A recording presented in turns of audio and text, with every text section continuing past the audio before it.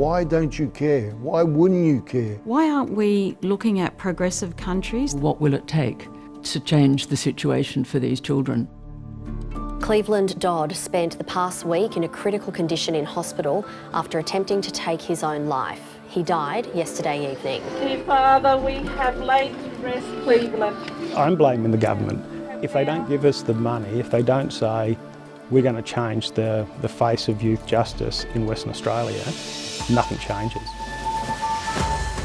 Tonight, grief, frustration and anger over the death of another juvenile in detention, sparking urgent calls for change.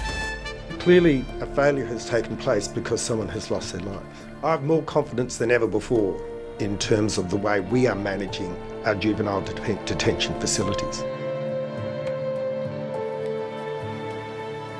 It's clear from every single study done that if we intervened earlier, if we assessed these children earlier, if we put them into a therapeutic program, they would not reoffend.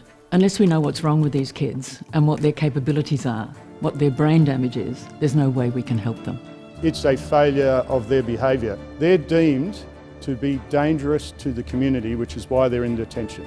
There's no pixie dust or magic wand that stops them from being that person immediately upon incarceration. Scotland worked for 2 years to actually close down all the youth detention, and they did this by adopting a public health approach. Why can't we do that?